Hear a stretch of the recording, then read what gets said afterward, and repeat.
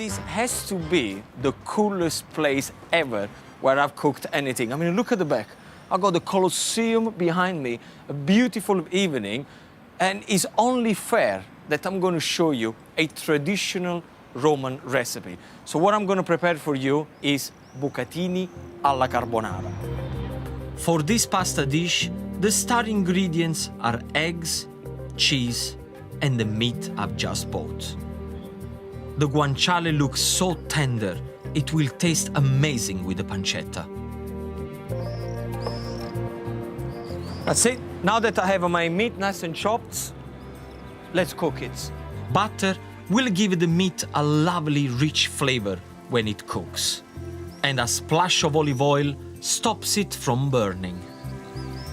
Now is the time that the guanciale and the pancetta go straight in. You can always use streaky bacon here instead. This Roman bucatini pasta is hollow, so it can hold more sauce. So you can imagine if you got a thicker spaghetti with a hole that it goes from one end to the other. But before we cook the pasta, is one thing that is very, very important is the water. What we want boiling hot water. And don't be shy with the salt. See? So bucatini goes in there. Onto my fresh carbonara sauce, and I'll promise you, it's really simple. 2 eggs, they're gonna go straight in there. I'm keeping this recipe strictly Roman, with local pecorino cheese. You perhaps are more familiar with Parmigiano Reggiano, Parmesan cheese, which is made with cow milk. Pecorino is made with the milk from the sheep. Carbonara comes from the Italian word for charcoal. Legend has it that this dish was invented by charcoal makers who only had a campfire to cook on and few ingredients. There is no cream in my carbonara, there aren't any mushrooms, there aren't any peas, because I'm showing you a traditional carbonara sauce. To finish, some finely chopped flat leaf parsley. Parsley goes straight into the eggs. See, this is the beautiful thing about Italian food. You can get 2-3 ingredients, put them together, good quality ingredients, and you're just gonna create a masterpiece. So we go, our pasta ready, nice and al dente, the pancetta and the guanciale hot, and our eggs mixture. Now is the time where you have to be very quick and mix everything together. So get your pasta, now that. With still water coming down, it goes straight into the pancetta. Can you see that sizzling there? I need a little bit of the heat from the pancetta and the oil to completely cook my eggs. So mix everything together. Take the pan away from the heat when you add the eggs in there. Mix everything together for about 10 seconds, very, very quickly. The heat from the oil is going to make sure that the eggs, they're going to be cooked. Serve it straight away, straight into your serving plate. Fantastico. And there you have it. Colosseum in the back, bucatini alla carbonara on my plate. Right now, I'm the happiest man alive. And I'm about to get even happier. I have the truly behind me fantastic ingredients on my table, so I've decided to prepare pagnotta imbottita, which is bread stuffed with salame, cheeses and vegetables. Off comes the top of my rustic loaf. Once you take the top of the bread off, get yourself a tablespoon and take all the center of the bread out. Of course, don't throw the dough away, because what you can do with this one, you can make toasted breadcrumb, meatballs or meatloaf. The first ingredients that we're gonna put in there is cheese. I'm using a local cheese that is called Caciocavallo. Lay the bottom of the bread, and it's very important to put the cheese first, because when you're gonna put the other vegetable in there, they're gonna have oil in it, and the cheese is gonna stop the oil oozing out of the bread. If you don't have caciocavallo, a strong, firm cheddar will do the trick. Now, as soon after the cheese, we're gonna put the salame. And when you put the salame, make sure that you cover the sides of the bread.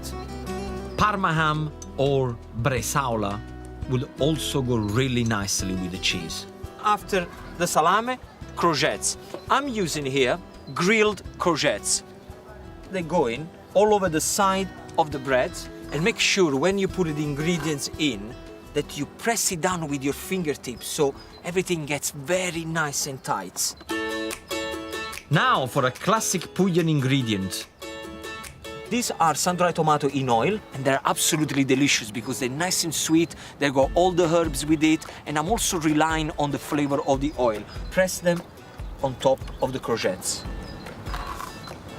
On top of the sun-dried tomatoes, I'm gonna pour my roasted peppers. Don't panic, you can use the one in the jar. And it doesn't really matter what color peppers are, yellow, green, red, it's absolutely fine. Now, give it a good sprinkle of black pepper. And the last layer we're gonna do is to pour cheese on top. It's gonna help for you to press everything down and there is no oil that is gonna go everywhere. How easy is this? I'm happy with this. Make sure you cover with the top of the bread.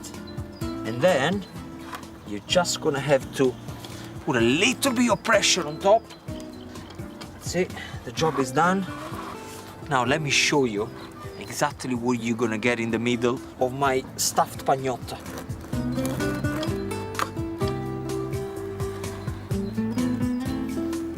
There you go, my pagnotta imbottita.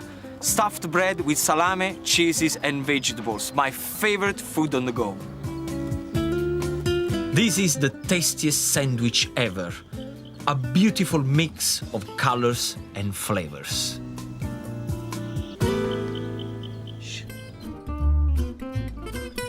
So what I'm going to show you now is how to prepare lamb cutlets in honey and rosemary sauce served with a fennel salad.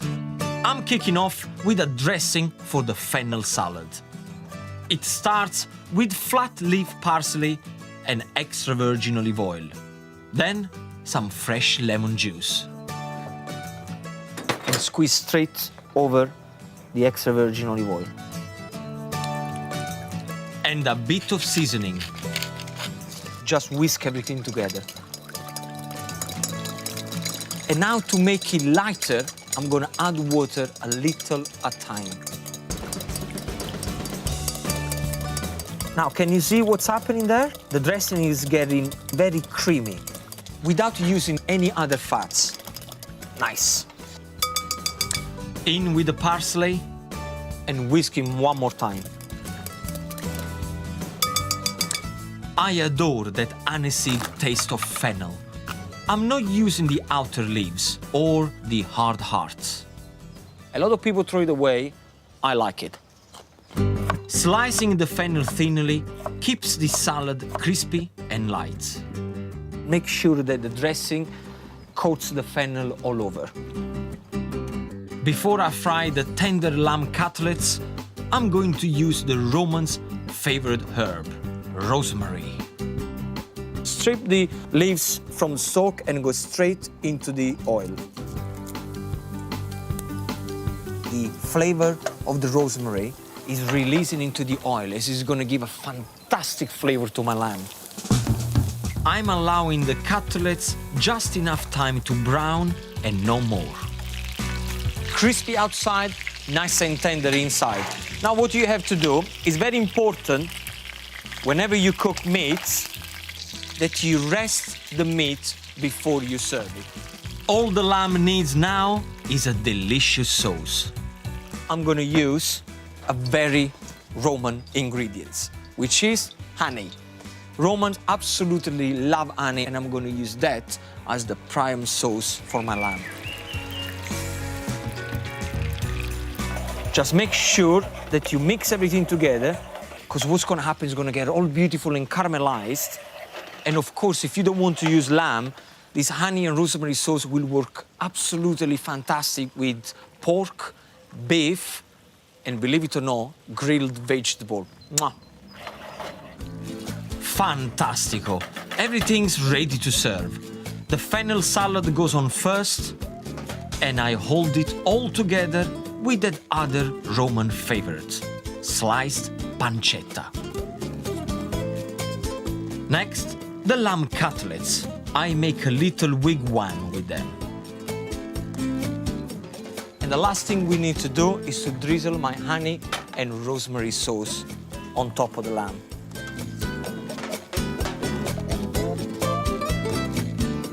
Look at that. Lamb in rosemary and honey sauce with a fennel salad. Simplicity at its best.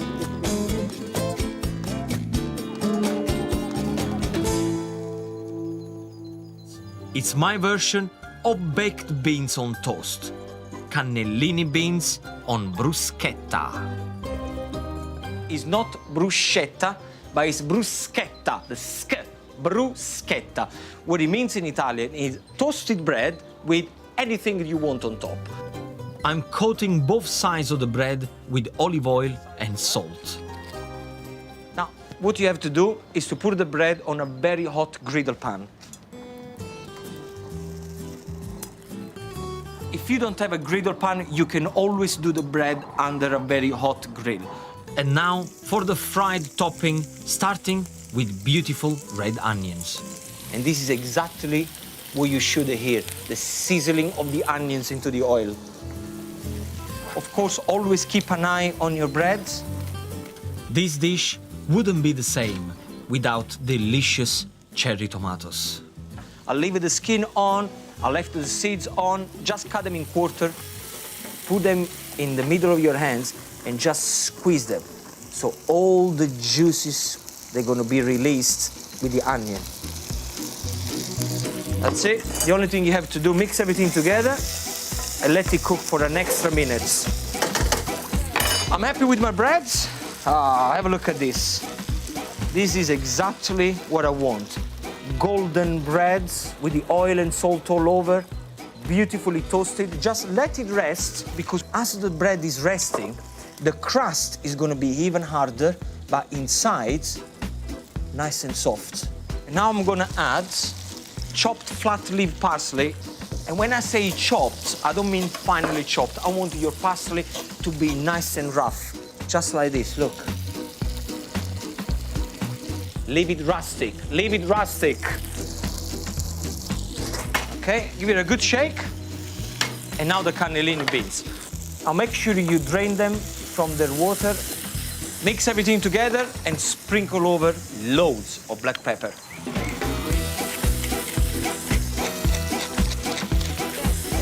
Now, have a look at this, all this bubbling. This is the juices from the tomatoes and the beans releasing, and I want you to leave it like that for 1 minute. My bread is cold, so to turn it into that authentic bruschetta, it needs to be rubbed with garlic on both sides. Look at this glistening bean and tomato mixture. Buonissimo. It will taste so amazing with my garlic bread. Oh yes, extra virgin olive oil to finish. You may call it these beans on toast. I'll call it bruschetta with cannellini beans. These beans really beat those baked ones. Simple, quick to make, and delicious. If you look at the boot of Italy, Rome is on the knee. And it was the first place I came to after leaving chef school. Here is where I kind of rediscovered what Italian food is all about. Because, you know, from school, from the catering college, you only get just a little bit of what it's going to be like cooking Italian food. But then when you come to Rome, you understand why Italian food is so beautiful. It's so colorful, it's so rich with flavor, but yet very simple to prepare. Italy's capital has always been home to the rich and powerful. And where you find power, you find the best food.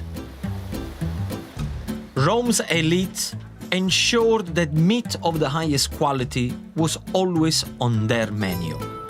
And for a chef like me, The best place to get that true flavor of the city today is in a specialist Roman deli.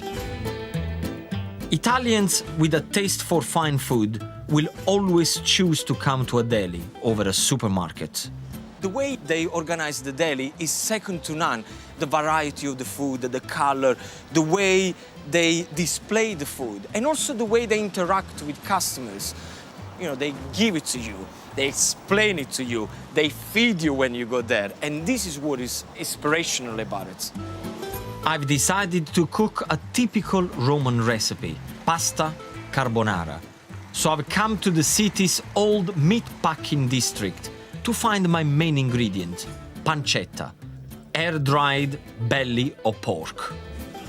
Claudio Volpetti has been running one of the best delis in the capital for over 40 years, and I'm sure he'll stock the pancetta I need. Buongiorno, buongiorno, buongiorno. Come va? Tutto a posto? Tutto bene? Che si dice? How are you? Fantastico, How are you? fantastico. Can I have some pancetta, please? Because I'm doing a carbonara. Guanciale, Guanciale? no pancetta. For make a pasta is guanciale. Guanciale is this part. Pork, The cheek pork. Oh, of yeah. the pork. Oh yeah, oh yeah. Okay. Yeah, yeah. Show you? Yes, please. Oh, yeah? Yes, Thank you. please. He just told me off because I asked for pancetta for my carbonara, and pancetta comes from the belly of the pork. And he said, no, no, no, no. The best part of the pork to make carbonara is the cheek. I didn't know that. See, that's the beautiful thing about Italian, that you always learn something new, and I like it. Eccolo qua. Guanciale is a no sec, no dry. Not dry. No, okay. no, no, no. I see. This is very guanciale. Can I taste a little bit? Oh yeah, yeah, yeah. It's nice for make all pasta, Yeah. for special pasta Carbonara, carbonara. But it's nice for eating. Just to eat it Oh like yeah, that. yeah, yeah, because it's no salami. Sweet. Oh yeah, oh yeah, yeah. It's very, very sweet. Oh yeah, now we'll try. Oh yeah.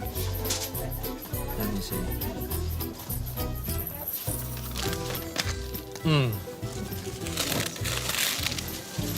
It's absolutely delicious. Salty, sweet, and very moist. It's important. Yeah, yeah, yeah, yeah.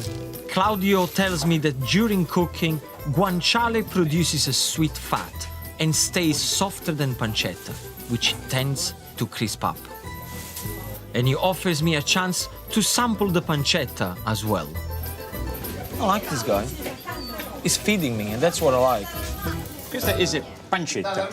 It's very different. This pork is very pork.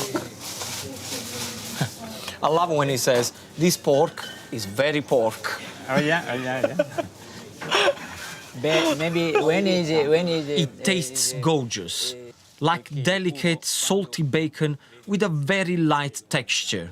And Claudio has an explanation. Ma cosa hai mangiato? He said, when you buy pancetta, or when you buy guanciale, or when you buy Parma ham, you shouldn't really ask the question to the person behind the counter. You should ask the pig, what did he eat all his life? Because if the pig ate well, then you're gonna eat well.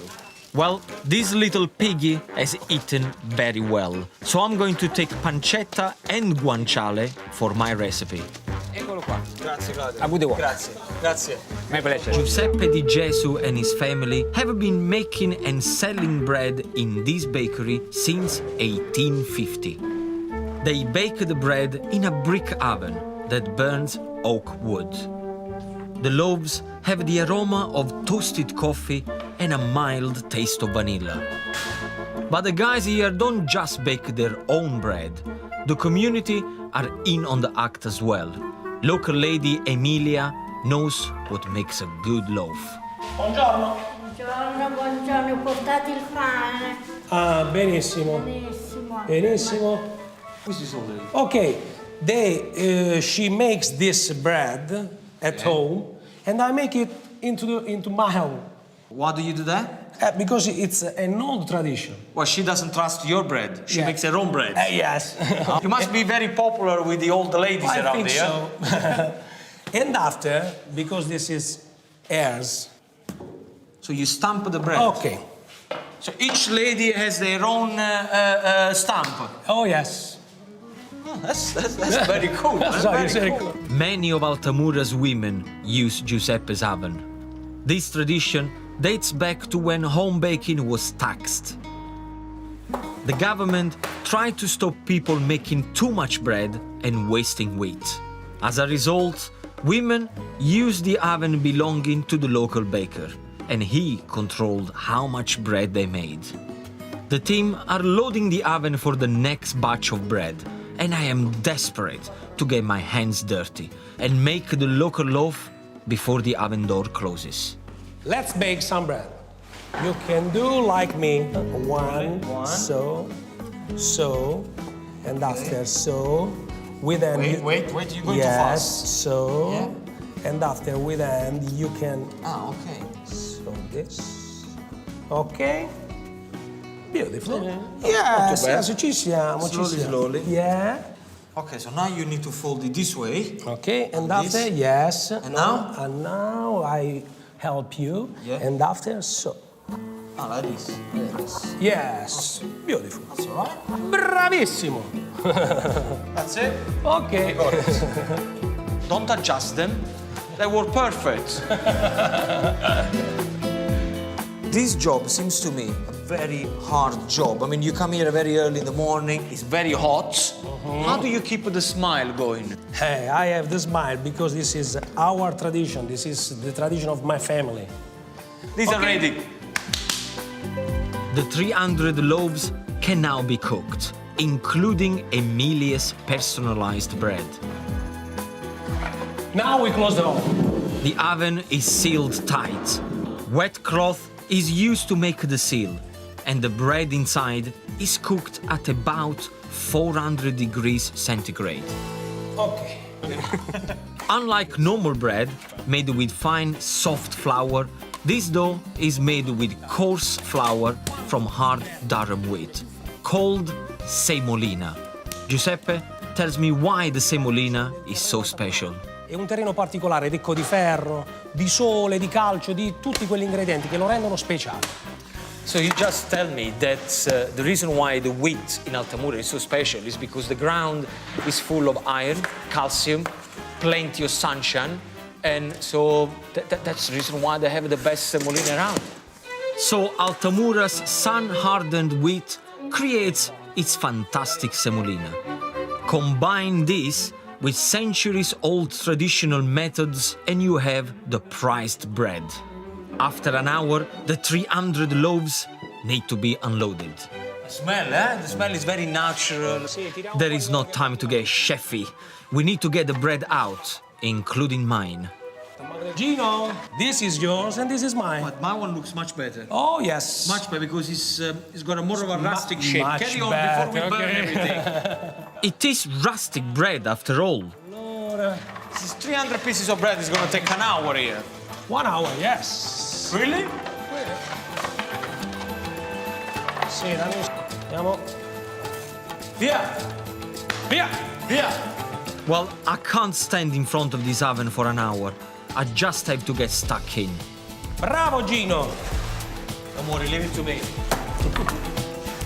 You know what I like? That each piece of bread is completely different from another. Via! Vieni. Ecco fatto. Bravo. Dove lo mettiamo? Qua, vai, in fila, vai, in fila. Aspetti, aiuto io, ti aiuto io. No, è infilato. Sicuro? Ah, Attenzione che scotta, you got gloves, I got bare Pay hands. attention. I guess there is no time for any sympathy then. This is Emilia's brand. Ah, this is the one with the Oh. deep leaf. It's... Oh, there you go. I hope she's going to be happy. Okay? It looks quite cool. I'm searching for women in the middle of the street making handmade pasta. I actually never seen it before, but I know that they are around here. The local women specialize in making their own distinctive pasta, orecchiette, meaning little ears. Bari was once a very poor area, so this regional pasta is made without eggs. Water is simply mixed with glutinous semolina, which bonds the dough together. These ladies certainly make it look easy. Buongiorno. Angela La Spella is happy to show me the traditional method of shaping orecchiette. This is like a machine. It's Beautiful the way she does it. I think I'm gonna ask her if I can make some. Signora, è possibile fare delle orecchiette? Far vedere come si fanno? Sì. Tieni. Here goes my reputation. Yeah. She said, off you go. Prendi il coltello. Ok. Questo qui? Sì. Taglia. Gira. Gira. Taglia un pezzetto. Taglia un pezzetto. Vedi? Ok. Devi schiacciare e sollevare. Devi Schiacciare. schiacciare e sollevare. E sollevare. Sbagliato. Sbagliato. She said you Taglia need di- to push and you need to lift. Wrong. She said the first one wrong. Poi schiaccia e devi sollevare. Poi schiaccia e devi sollevare. Niente ancora. Da quanto tempo che fa le orecchiette? 7 anni. Con mamma che ti mettono insieme. Da quando c'avevi 7 anni? 7 anni. Io ho 57, 50. Mamma mia. My one, they look rubbish. Really, really bad. I wonder if she's gonna be politically correct with me. Wait. Cosa ne pensa delle mie orecchiette? Male. Male. Come male, male, male? Sono un po' male, però togli orecchiette buone. This is the most embarrassing thing that I've done in my life. This woman is telling me off that I can't make a particular shape of pasta. She's making this look so easy. But this orecchiette is a nightmare. It's a pure nightmare. I've got a blinding idea which will put Angela's skills to the test. I've just asked her if she can do it blindfolded and she said yes. Le posso chiudere gli occhi? I want to see this. Ready? 1, 2, 3.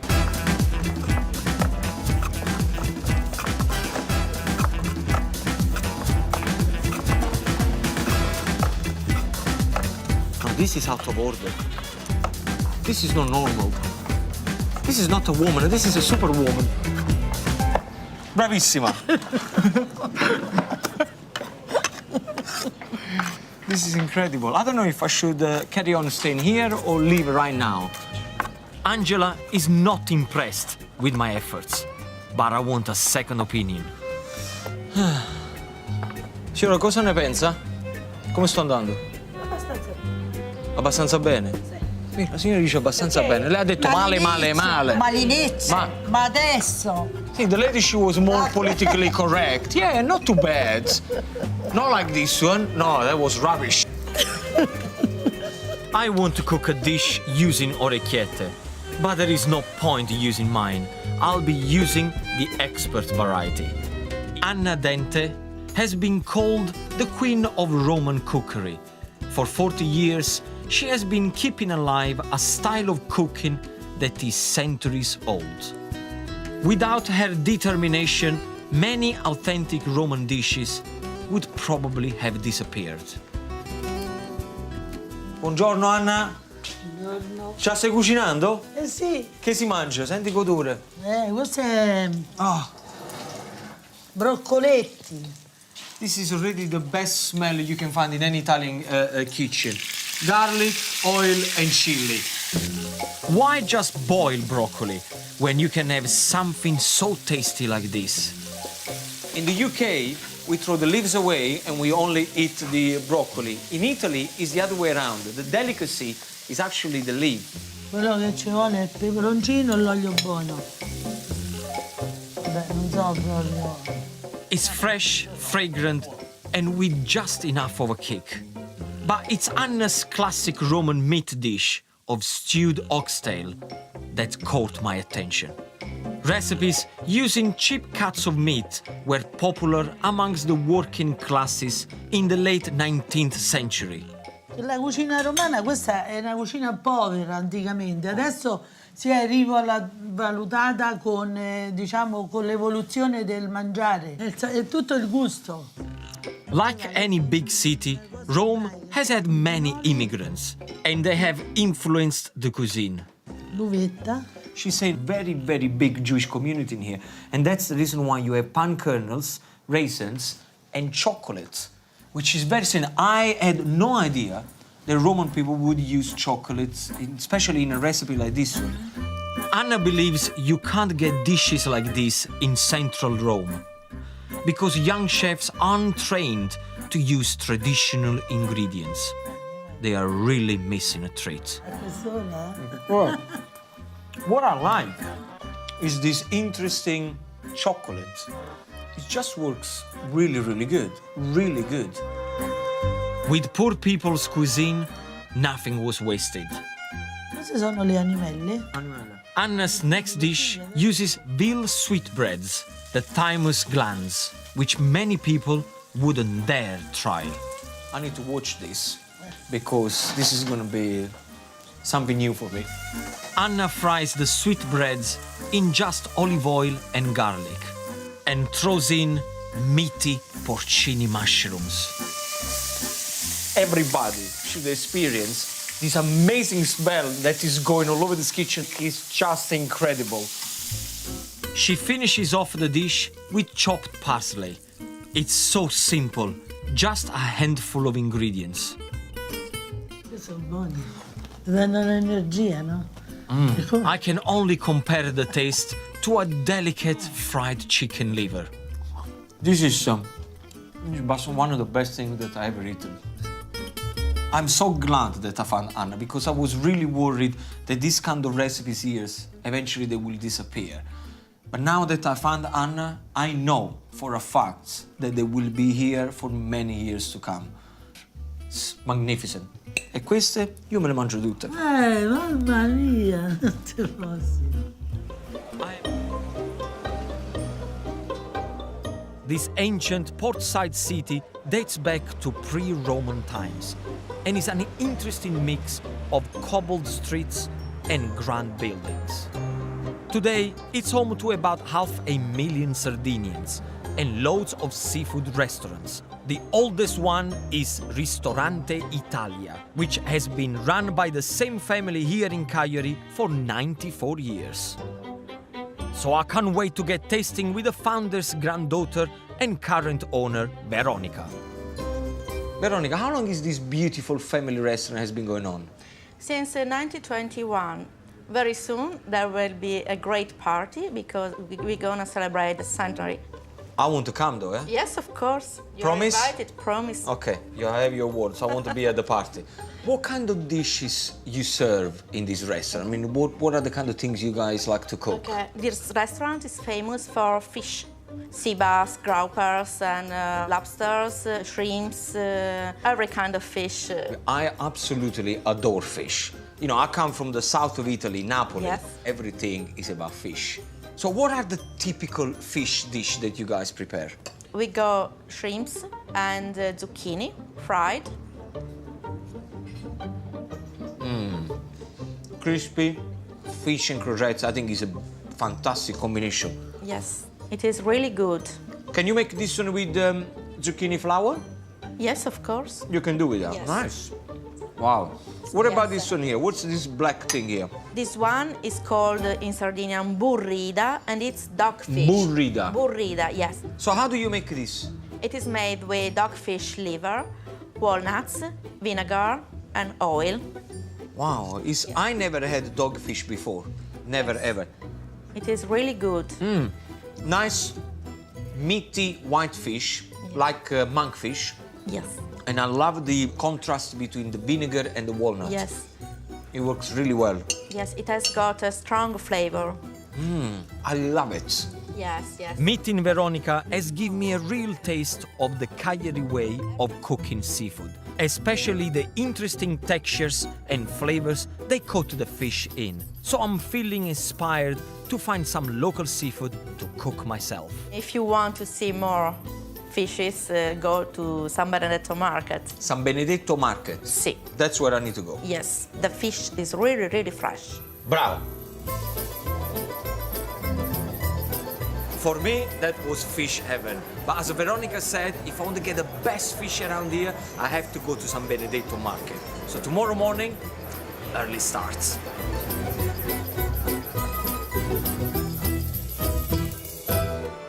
po' la dieta del pastore, la dieta della Sardegna, cioè che cosa mangiate, che cosa fate? Allora, innanzitutto i nostri prodotti, che sono il formaggio, fatto dalla Martino explained to me that their traditional diet is very simple. Meats that are cured so they can be taken away to the fields.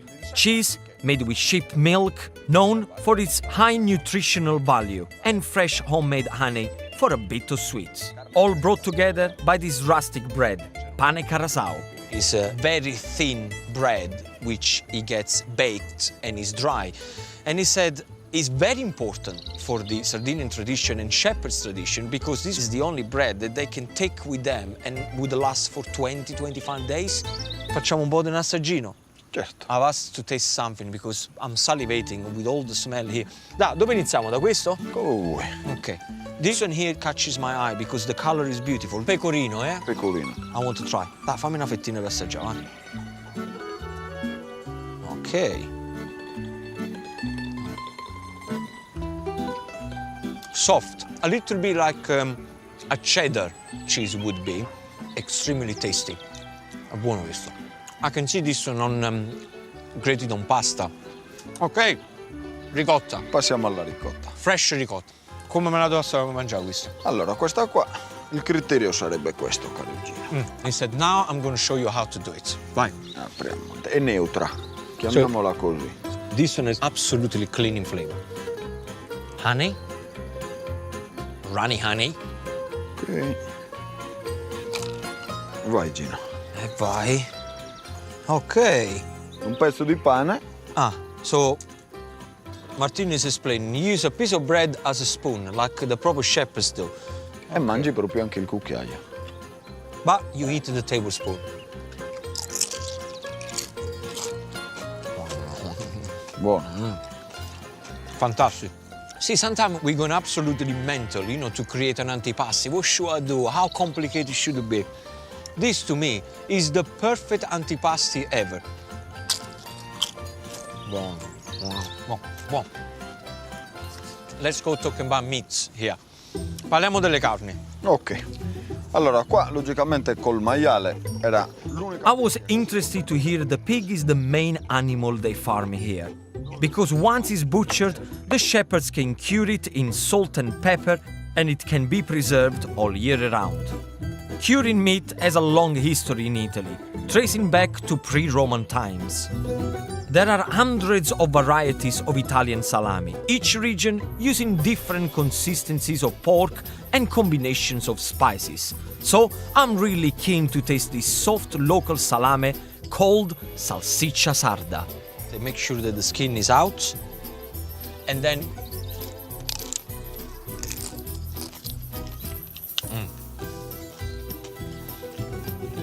See, different from the Neapolitan salami, where I come from, Naples. This has got less pepper, less spices.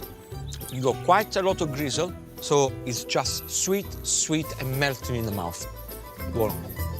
Finally, it seems only fitting to wash everything down with some cannonau. A small glass of this strong Sardinian wine is drunk at almost every meal, and some argue it keeps heart disease down on the island. 14 gradi in su.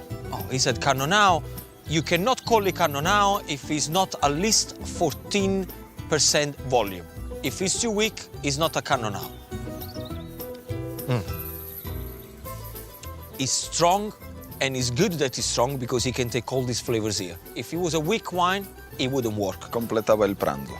Martino said a good cannonau, it should always complete your dinner. Salute. Salute. E grazie. La Calza, which is where I found the Antica Focacceria restaurant. As well as their food is known throughout Italy for standing up to the mafia when they refuse to pay the pizzo or mafia tax.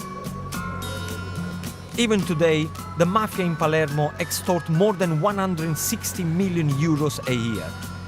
So it came as no surprise that in 2005, fifth-generation owner Fabio Conticello had the first-hand experience of the family.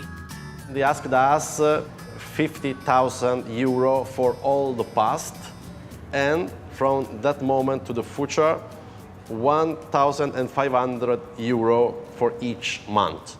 Were you not scared? Yes, if I say no, I'm not honest. For the first 6 years, we had the police car stopped here 24 hours. My brother Vincenzo had the police with him all the time. Then he couldn't go to take a coffee with some friends because every time he had 4 people from the police next to him. I admire people like you who stand up to the mafia and say, you know what, I'm not going to do it. Because Italy needs more people like yourself. Otherwise, it's never going to be over. Despite the threat of the mafia, they have carried on making first-class, restaurant-quality street food. I love fried food. This is the potatoes croquette we call cazzilli in Palermo. Cazzilli. Cazzilli. Try to Shall I explain translate to people. cazzilli? Why not? Cazzilli means little willy. That would be a little willy if... The form is that. Yes. Cazzilli is fresh potatoes and salt, pepper, Parsley. and yeah. And the other one, the half moon, is chickpea fritters. We call panelle. Panelle. Yeah. See, I've never been to Sicily before, but all my friends always say, whenever you go to Sicily, you must try the panelle. Yeah. So how do you make this one? The chickpea, water, salt. This is incredible. This was our breakfast, and this is the breakfast of students in Palermo. You know what? If I was a student, I would eat this one every morning. Yeah. It's really tasty. Really, really tasty. Now, the one I have to talk about it is arancino. I love arancino. Gino. In Palermo, arancina is a woman. What do you mean is a woman? A woman, arancina. I like that. Yeah, Tell me about the arancina, the arancina. but- okay? Because look at that. This is what I was been looking forward to open. The smell. Tell me how you make your arancina. This one is the most typical in Palermo. It is with the rice, a mix of pork and beef, Yeah. and peas. This sums up what street food should be like. Simple, tasty, and most importantly, something that you can eat with your hands. I don't want to see knife and fork. I don't want to see, fancy stuff. In my hands, something that is beautiful. And I thank you for getting me this experience. It's just magnificent. Thank you for coming and visit us. Thank you, thank you, thank you, thank you. Well, since I was a little boy, I've heard a lot of story about mafia, and I've watched enough movies about the mafia, but I've never actually realized how much it can affect places like this one. I mean, the only thing that they're trying to do is to serve excellent quality food, yet they have to deal with these sort of things. It's incredible. I'm speechless in a way that things like this still happens, and I don't know what to say. I don't know what to say. I admire the guy, big time. It's the home of another symbol of Sardinia, filo e ferro, or as I know it, moonshine. This liqueur has been produced here for centuries and for a long time was made in secret by the farmers. Ex-local mechanic Carlo is so passionate about preserving the traditional tipple, he turned his workshop into a distillery and was happy to share a little glass with me. Un pezzo di fil di ferro affinché fosse facile il ritrovamento. See, this is quite cute, the story, because filo ferro is if you translate in English, is a wire. Mi fa vedere un esempio del filo ferro? I just asked him to show me how they used to do it in the old days. They used to make spirits illegally because they didn't want to pay the tax. And they used to hide the bottle, even in barrels or under the ground. And then you have famous wire coming up, and then you just, it's like fishing. There you go. Illegal alcohol. Fantastico, grazie. Assaggiamo, dai, se no a fine facciamo solo chiacchiere qua. I said, let's try, otherwise we talk, and I want to see what it's all about. It's quite a simple process, how you make filo e ferro, because it's nothing more than distilled wine. The vapors from the wine, very slowly in this kind of machinery here, it drops into the barrel and it creates this beautiful liqueur. Questo è per farti evolvere I profumi. He just said you need to shake around the glass because it's like wine. You need to get all the smells and all the flavors coming together. Pronti? Salute. Sì, sì.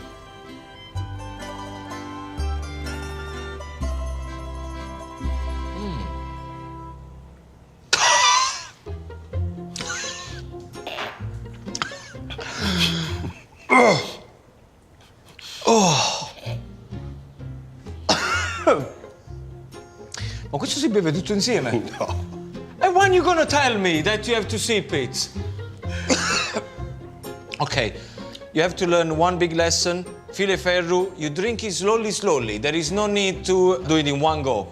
Anyway, it's buono.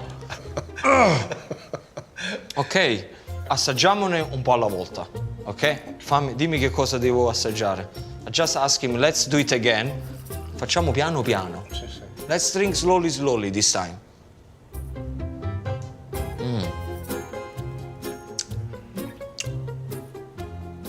Beh, buono, eh? It's really nice. You get the wine coming through. If you sip it slowly, you don't get the, the alcohol kind of flavor into your throat. Se lo bevi piano, io non posso bere più perché sennò non riesco a cucinare. No, I just said to Carlo, I can't drink anymore because I got cooking to get on with it. So come to the dinner, take a bottle, and tonight we can stay all night drinking. All right? Ok. Good. Salute. Sì. Antica Dolceria Bonaiuto is the oldest chocolate shop in Sicily, opened by Francesco Bonaiuto back in 1880, and it still is run by the same family 6 generations later. With world-famous clients today like Dolce & Gabbana, this is chocolate with a difference. So I'm really excited to meet manager Pierpaolo and learn what makes it so special. So Pierpaolo, what's the difference between normal chocolate and the chocolate from Modica? Well, here in Modica, chocolate arrived during the 16th century. It's very few ingredients, no additives, no cocoa butter, nor soy lecithin, nor milk, like other chocolate. So what kind of ingredients do you use? Only cocoa seeds, sugar, and just a little bit of spices, all natural flavors. Pierpaolo explains chocolate starts with the cocoa fruit. Inside are cocoa beans, which are roasted and peeled to get cocoa nibs. And when these are ground, you get cocoa mass. Only when sugar is added does this become chocolate. I didn't know that. See, in life you live and learn. I had no idea about that. I think this is cool. Okay, enough of the talk now. I'm salivating. Let me try some chocolate. Okay, this one is the traditional one, the cinnamon one. Okay. And now we work at 45 degrees Celsius, so the sugar never melts inside. Grainy, not fattening, quite light. It's like a light chocolate. Yes, because there is only the fat naturally contained in the seeds. Usually in the normal chocolate, industrial chocolate, they add more fat. Right. And what about this one? Those are typical biscuits from Modica. The name is panatigui, directly from the Spanish word empanadas, empanadillas. Okay. Try it. They feel quite light. I'm gonna open one. I'm gonna go for it. So what's inside? I know that it's chocolate and it's very light. The pastry is very light. Man, I have no idea what is inside. Come on, what is inside? Well, are made with chocolate and beef meat inside. Beef? Chocolate and beef inside. Interesting. I can taste the beef, I'm gonna be very honest. I can taste chocolate and it's very spongy and light. Yes, there is cinnamon inside, almonds, eggs, nutmeg, but about 40% is beef meat. That's amazing. I love it. Okay, enough for the tasting. I know they set the chocolate by shaking it into the mold by hand. So as I need to burn off some calories, it's time for me to get my chocolate groove on. Okay, rhythm, and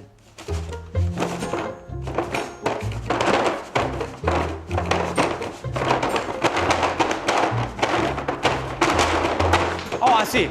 You need to use the feet as well. And voila! how did I do? Am I good? Perfect. Can I have a job here? Why not? Yeah, 10,000 euro per day. Why not? Really? Chocolate is a great business. Well, listen, we got a deal. I'll be starting to work here for 10,000 euro a day. Thank you.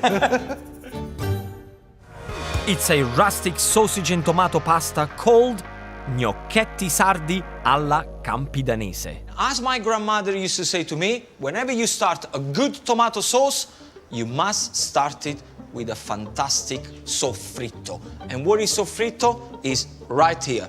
I go celery, finely chopped carrots, and finely chopped onions. Pour olive oil into a pan on a medium heat and throw in all the veg. This is going to make a fantastic base to the pasta sauce. Sprinkle in some chopped fresh rosemary and season with salt. I wish you could smell the soffritto with the rosemary. It's just something else. Now is the time that you have to be patient because it needs to caramelize beautifully and they need to get nice and soft. This will probably take you 7 to 8 minutes. The next thing is sausage. I'm using Italian sausage because it's a coarse meat, which works well in this pasta sauce. What I want you to make sure that you squeeze the meat out from the skin and go straight into the pan. So with your hands, just break it and keep the skin behind, yeah? That's very important. Perfect. Wash your hands and then very simply lower the heat and start to break the sausage into the soffritto. Squeeze in 2 tablespoons of tomato puree and we are ready to transform all these flavors into a simple but tasty sauce. Now, the tomatoes.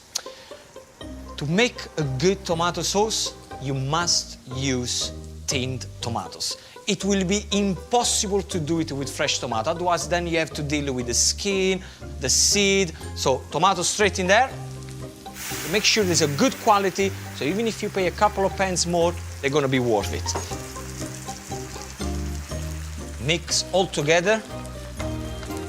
And now, guys, is actually the best part of making this sauce. It's called piopea. Piopea is when the sauce starts to bubble away like this. Blop, blop, blop, blop, blop, blop, blop, blop. And make sure that the sauce piopea for about 5 minutes. My sauce is bubbling away, so I'm gonna add water, okay? And what the water is gonna do is gonna make sure that my sauce doesn't get too thick, but yet all the flavors get together beautifully. Bring to the boil, then leave to simmer for 20 minutes.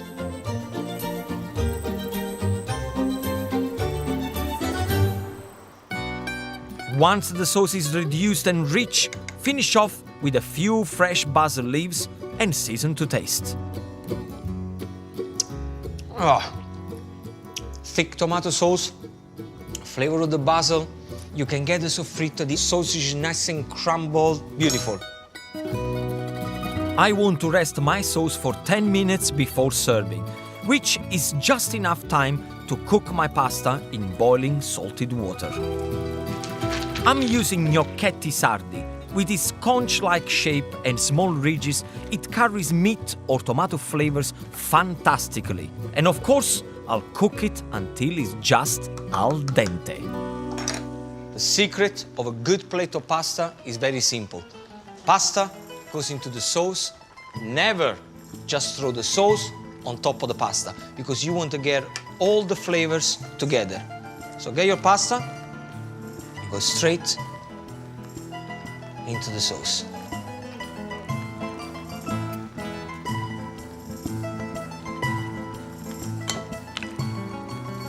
I'm making sure that each little piece of pasta is well coated into the sauce just before you serve it.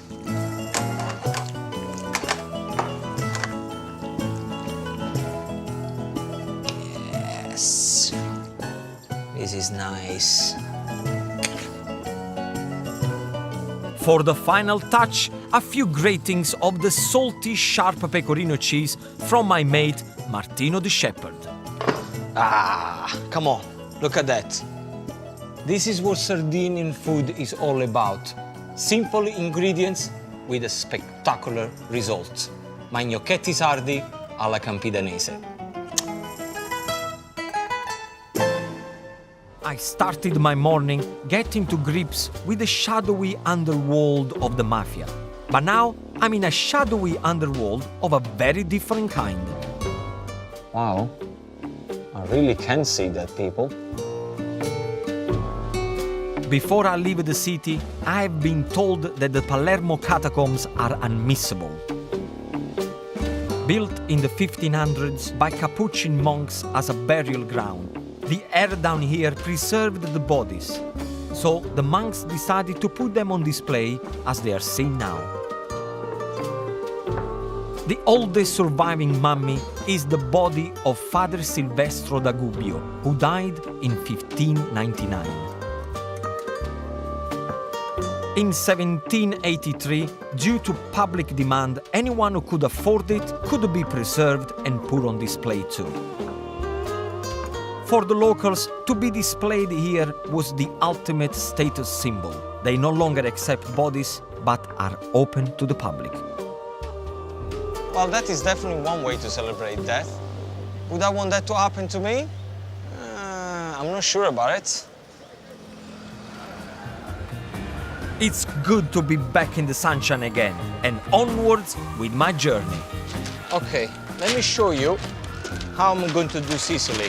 I'm starting right here in Palermo, and I'm going to go all the way around the island.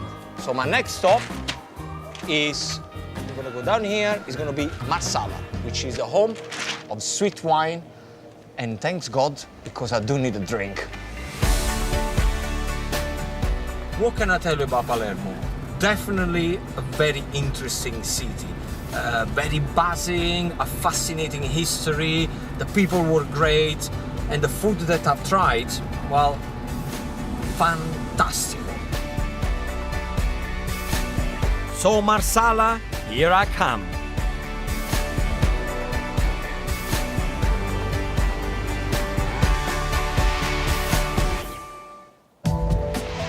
I'm now making my way west around the island to learn about its other great contribution to cuisine, wine. Wine production in Sicily has been around much longer than other world producers like France, Australia, and even the rest of Italy, after being introduced by the Greeks in 800 BC.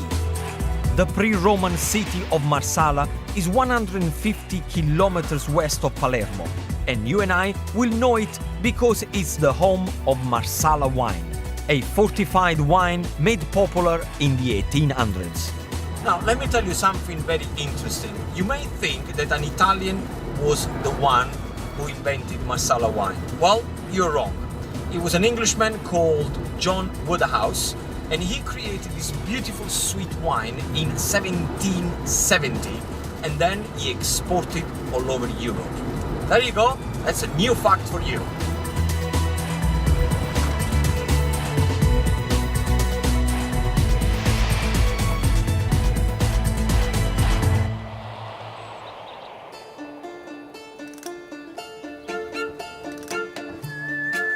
This vineyard is run by the children of the late Marco de Bartoli. Marco came from a long line of winemakers and he specialized in the local Marsala wine. He wanted to promote this as a high-quality product. even though it fell out of favor back in the 1980s. They use the Grillo grape, which plays a star role in Marsala production, as well as white wine. The vines are planted all over the western side of the island, and they make a fresh, light wine with nutty, fruit-driven flavors that include lemon and apple. So do you produce a lot of Marsala? We produce a very small quantity, but in very, very high quality. And what makes your Marsala so special? Because our Marsala is more than 10 years old. If you consider that an average Marsala is only 1 year old, this is going to be very special. We start with the white. Okay. What do I do with this? In here? Yes. Okay, we throw away wine. È per avvinare il bicchiere. He said you're throwing away just to make sure that you start to flavor the glass. Oh, yes. I think it's a waste of wine.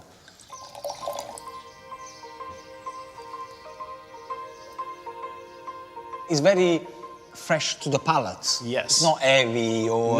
No, because Grillo grape has a very good acidity. Nice. Okay.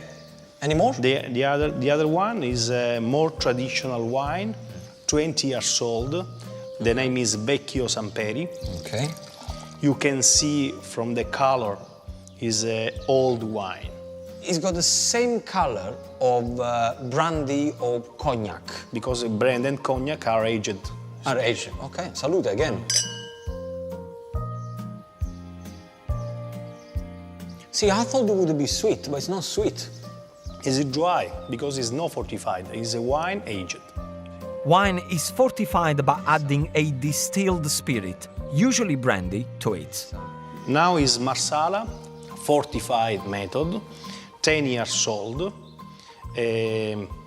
medium sweet. The color is... It's darker, definitely. Yes. I can smell that it's fortified. Salute. Salute.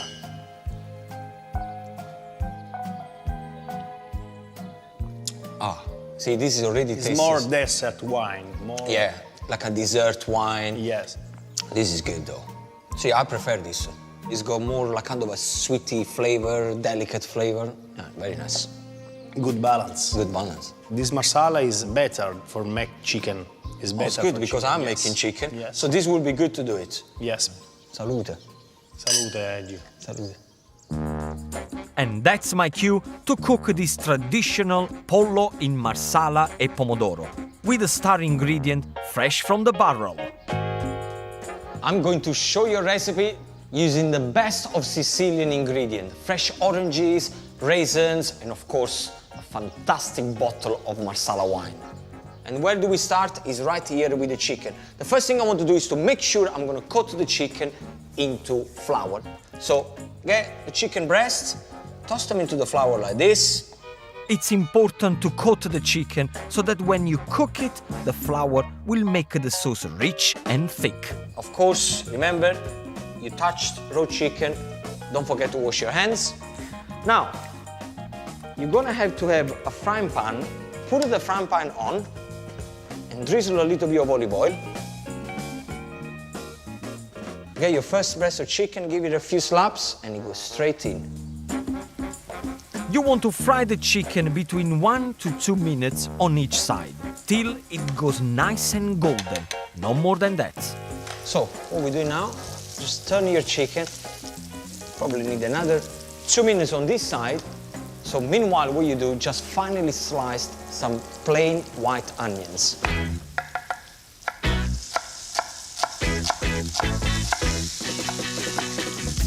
I think my chicken is definitely ready. Okay. Fantastic.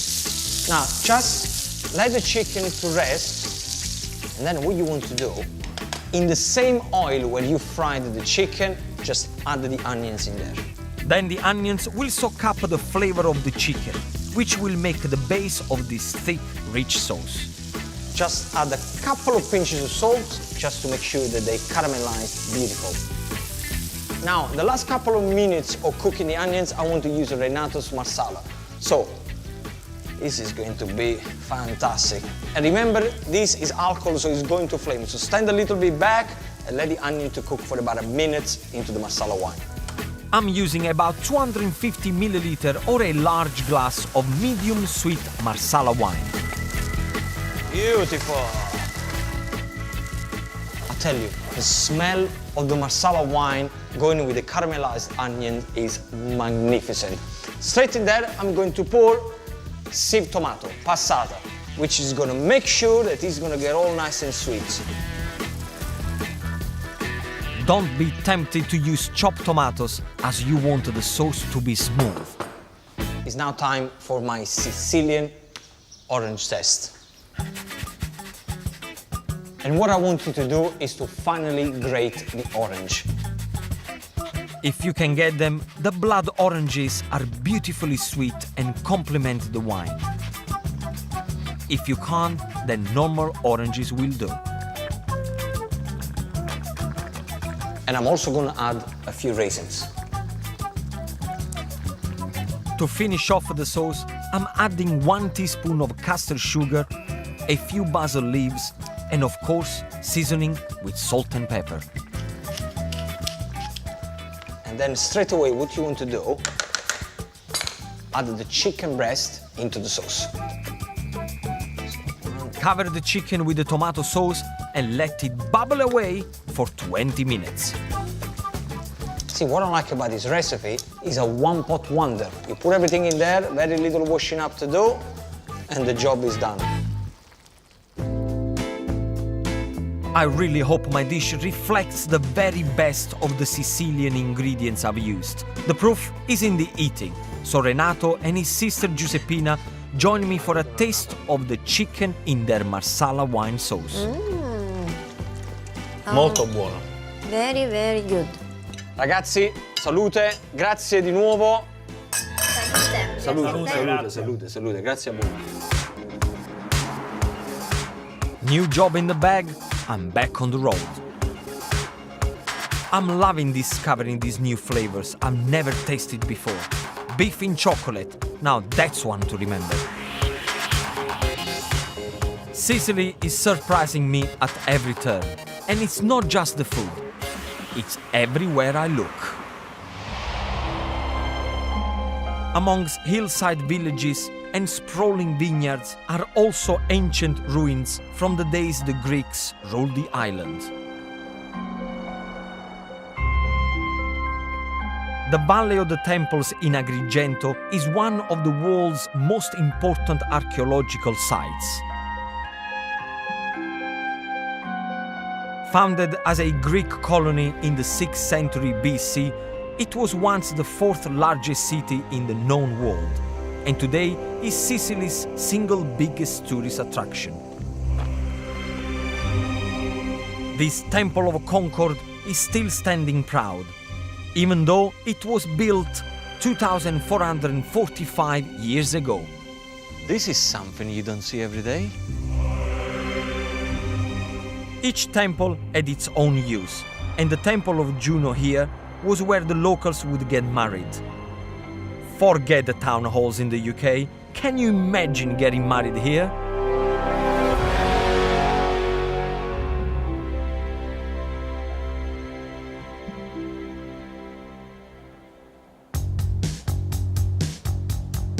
Continuing my journey onwards, I'm on the hunt for more Sicilian food.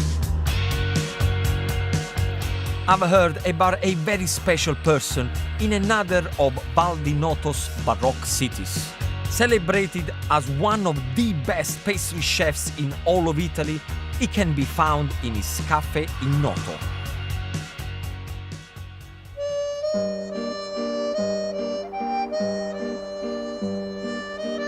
Corrado Assenza is the 4th generation in his family to run Caffè Sicilia, which opened in 1892. As a chef, he is famous for his creative use of flavors and experimental approach to traditional Sicilian desserts. Although Italy has many sweet treats, the Sicilian ones owe their origins to the invading Arab and African influences. So expect candied fruits, pistachios and dates, as well as spices like cinnamon and cloves. Once Corrado's finished for the day, I'm honored to taste some of his creations. Tell me about the tradition of the cassata. The first thing is that cassata means culture.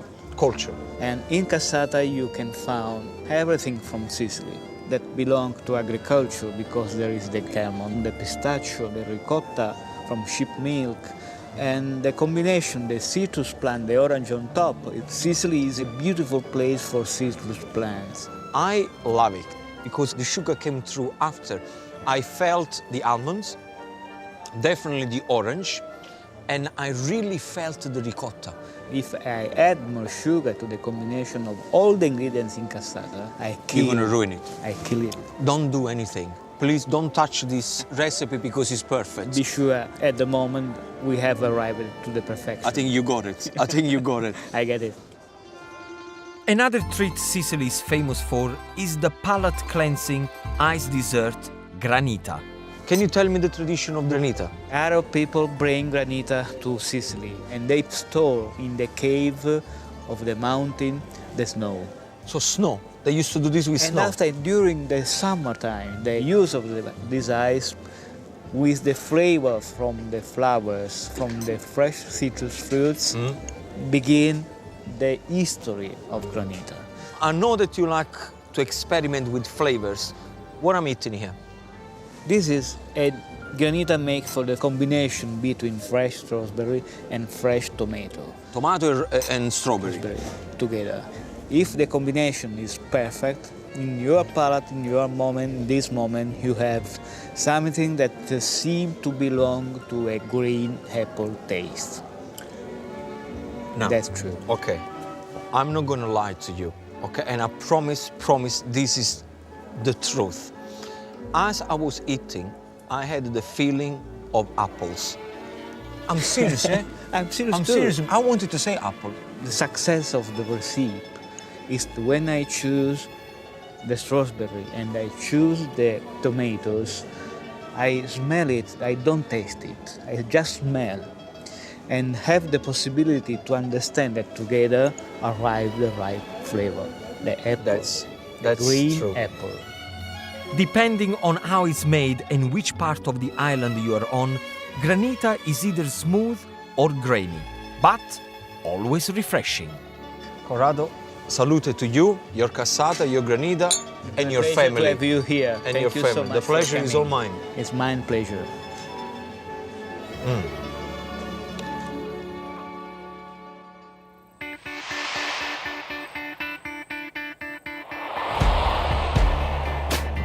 Today, I'm continuing my journey exploring the island of Sicily.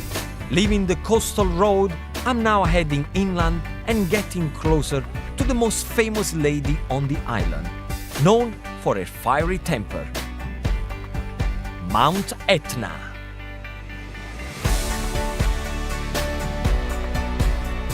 As the tallest volcano in Europe and one of the most active in the world, this natural wonder not only dominates this area with her size and power, she also affects the type of food grown in her surrounding soil. And there is one crop in particular the area is renowned for. So I'm paying a visit to a farm at Etna's base in the town of Jarre. Citrus plants were introduced to this area by the Arabs in the 9th century, and the crop flourished in this unique environment. Nicknamed the Lemon Riviera, for centuries Sicily was the world's leading producer and exporter of the fruits. And today the island still supplies 90% of all the lemons used in Italy. Sisters Vera and Saria invited me to their farm Agriturismo San Leonardello and their citrus orchards. So tell me, how important is to have Etna so close to you? Etna is important for the fertility of the soil. There are a lot of minerals. This is good for our lemon, oranges, mandarins, clementines, so you can have a good production. Are you not scared to have a live volcano just around the corner from you guys? No. No, because we love Etna. Etna is for us nature, as the sea, as the sun, as the sky. Is life for this part of the Sicily. So you got all these lemons and oranges. What do you do with it? We sell them and we make organic marmalade and a beautiful limoncello. I love limoncello. I want to try some limoncello. Come on. Okay, Gino, come with me. Okay.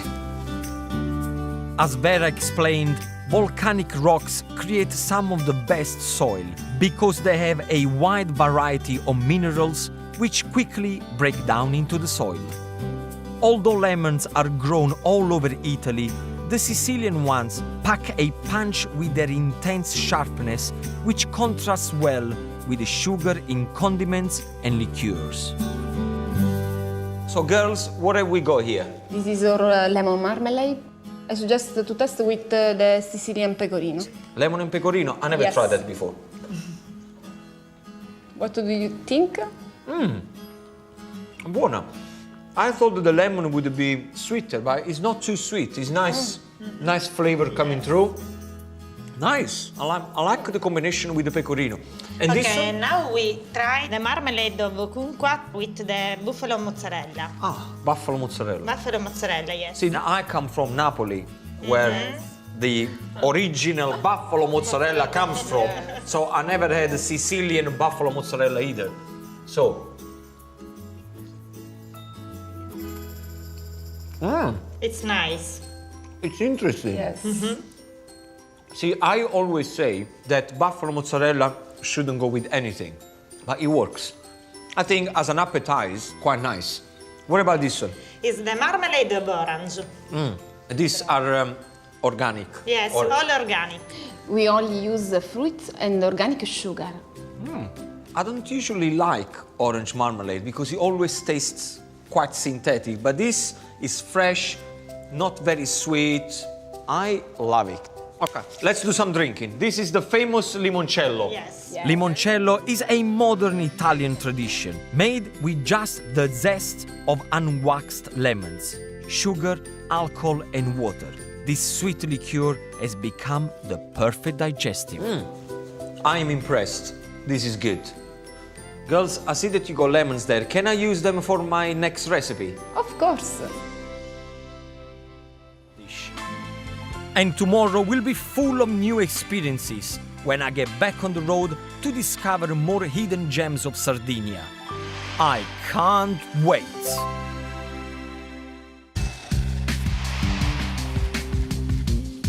I've been preparing a magnificent Sardinian hog roast. My closest island friends have just arrived to taste my first attempt at the national dish. There is only one way to kick things off: a cheeky glass of Prosecco. The meat will be ready in an hour, just enough time for me to work on the finishing touches. With my puccedo, there is only one thing I'm going to serve, and it's roast potato with roasted vegetable. But one thing that I absolutely love is this one. Beautiful tin foil tray. Okay, this is my new best friend because I put everything here in the oven. I don't have to do any washing up or anything like that. Just crunch everything away and throw it in the bin. So where do we start? With the potato. I'm not going to cut them. I'm not going to do anything. Rosemary. Okay, with the rosemary, very simple. I'll just scrunch everything together, break it, little pieces, small pieces, it doesn't matter. Then, extra virgin olive oil, give it a good drizzle, and salt. And it's important to put loads of salt because it's gonna make the skin nice and crispy. Then your hands goes in there and enjoy the massage with the potatoes. I'm gonna start to cook this one at 190 degrees for 20 minutes and then chop up some veg and mix everything together. If you thought the potatoes were simple, then this is easy peasy. Take the potatoes out of the oven and add roughly chopped red onion, courgettes, red and yellow peppers, and white chicory to the baking tray. Add a dash more olive oil, then pour back in the oven for another 30 minutes, and they will take on the lovely saltiness of the herby potatoes. This is what I would serve with any barbecue. As I always say, minimum effort, maximum satisfaction. It's traditional for guests to bring a starter or antipasti. So we have cold meats, cheeses, the local wine Cannonau, and another local specialty called zuppa gallurese, which is a savory bread and butter pudding that has been soaked in meat broth before being cooked. It's delicious. So while my guests tuck into the antipasti, it's time for me to assemble the star dish on my menu, the suppoceddo. And it's super simple. I have to admit, the smell is absolutely incredible. While the meat rests for 10 minutes, the roasted vegetables and potato are tipped onto the already prepared serving board with those all-important myrtle leaves. I think they're going to be super happy with this. Look at this, crispy outside, nice and tender inside. Perfect. Look at how easily you can cut the meat up. Arrange all of it with the vegetables on the serving dish, and there you have it. Now, is my culinary honor still intact? Ecco qua ragazzi! Buon appetito!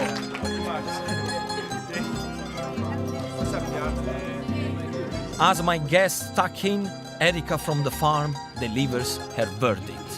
Wow, you did it perfect. 10 out of 10? 10 to 10. Yes. Thank you. Not bad for a boy from Naples.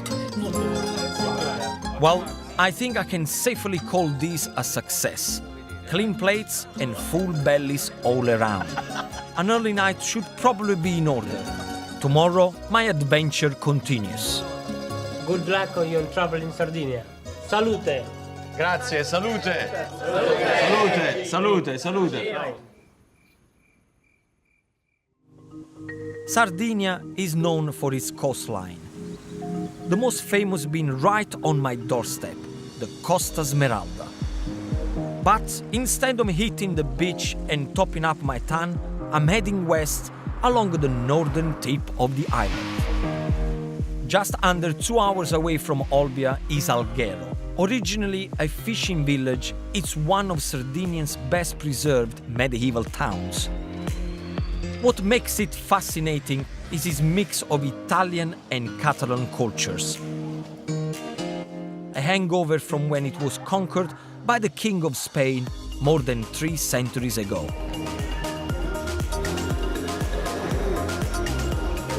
With its walled city features, narrow streets and impressive marina, it's no wonder the Spanish nicknamed it Barceloneta, or Little Barcelona. See, this is what I wanted to see. Italian signs and Catalan signs. Even today, I can see Spanish influence from the bilingual street signs, architecture, and of course, what I'm really interested in, the food. And that's why I'm going to this restaurant, as it serves Catalan-inspired Italian food.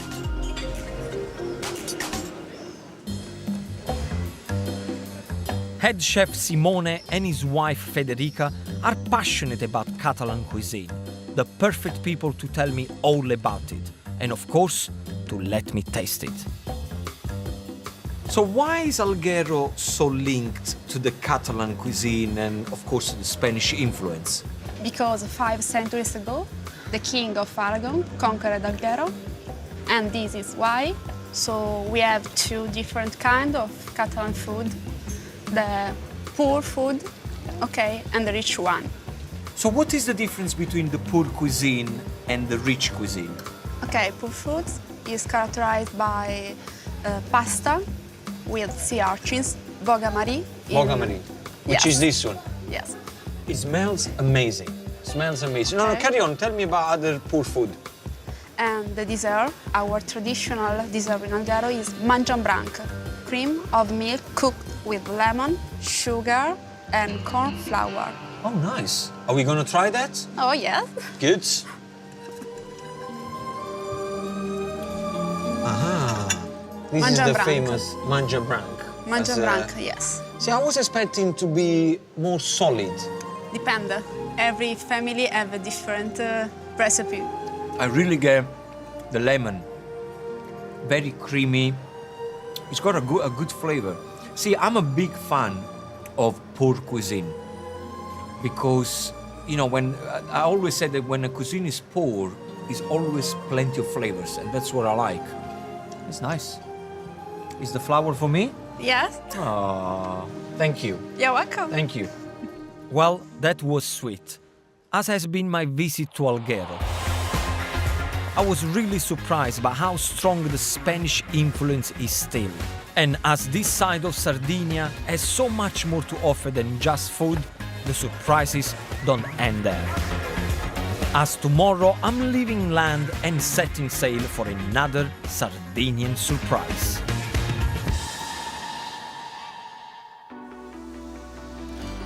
And that is the Grotta di Neptune, a cave complex that stretches out for several kilometers and discovered in the 18th century by local fishermen.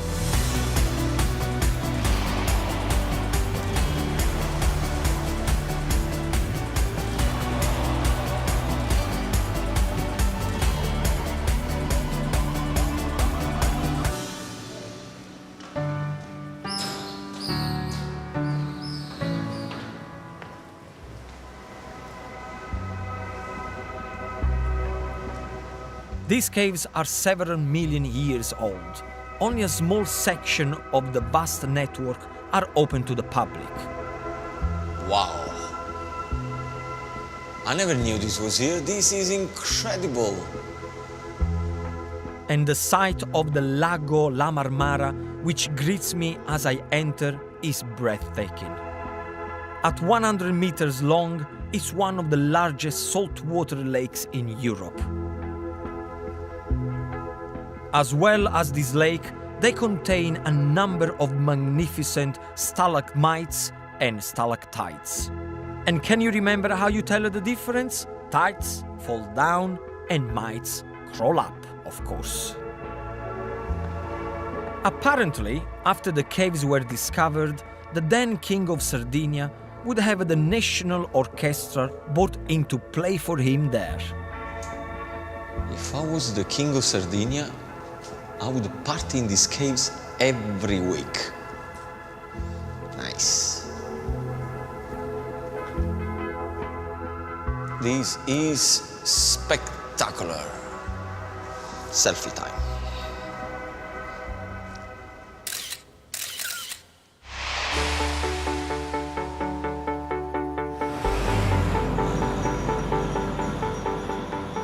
Having left the west coast, I'm now heading inland.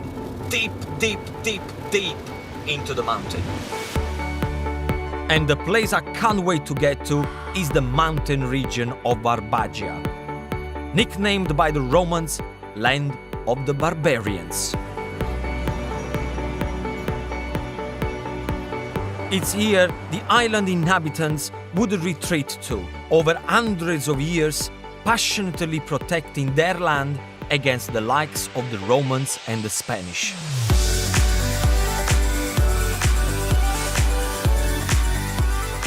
Sardinian people are extremely proud of their tradition and their land, and so much so that they actually refer themselves as Sardi and not Italian. And to understand what Sardinia is all about, you must go and visit Orgosolo, and that's where I'm going now.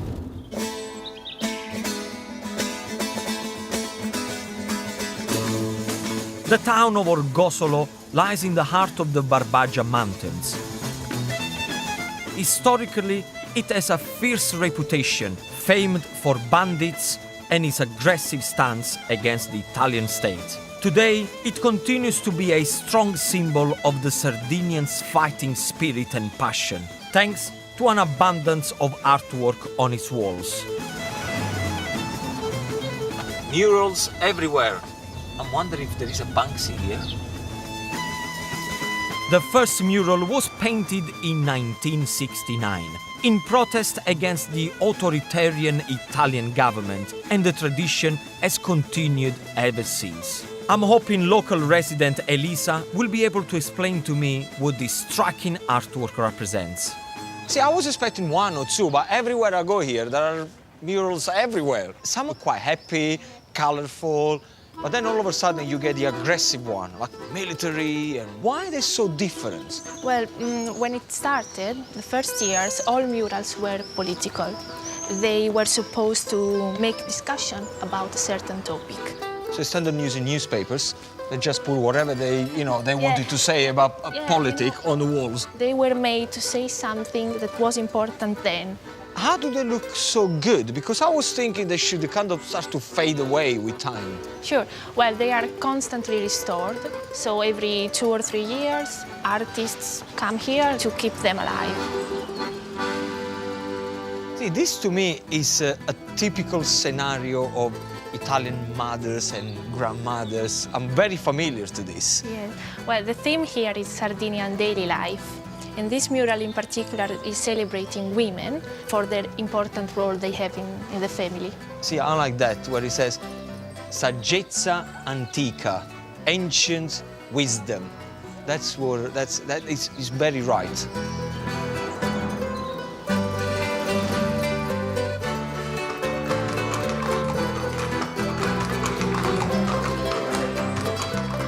Now, this looks impressive and aggressive at the same time. What's the story here? Well, this mural was made to remember the facts of Bello, when in 1969 the Italian state decided to build a permanent military range in our territory, meaning that shepherds had to leave the area, which was fundamental for our economy. So the whole town went there to occupy the area for 6 days until they decided not to build the military range. They do look a bit angry. Well, something is happening. They were fighting for their life. They look like fighters. They do.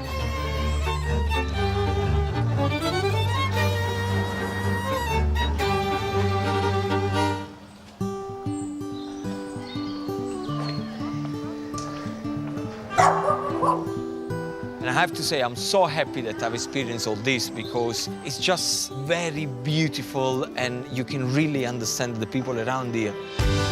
And it's the spirit of those people and this town that I will take away with me.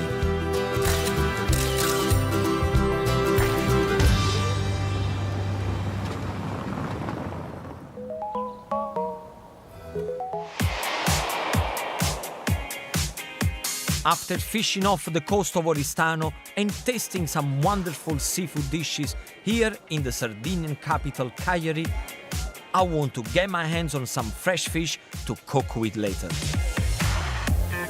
San Benedetto Market is the largest covered market in Italy and one of the largest in Europe. Established back in 1957, it has over 300 stalls and is 8,000 square meters of fresh fruit and veg. Locally made cheeses, bread of every variety, and a huge selection of meat. But what I can't wait to explore is its entire floor dedicated to seafood. Buongiorno. To a chef like me, this is paradise. Look at that. Beautiful, fresh. In Sardegna sì, già lo conosco, magari... Ma in Inghilterra è un po' più difficile. No, lì no. We were having a chat about the scorpion fish. Not many people understand this fish because it looks ugly, highly poisonous on the spine, but you can make an amazing soup or a tomato sauce for pasta. Buonissimo. Buonissimo.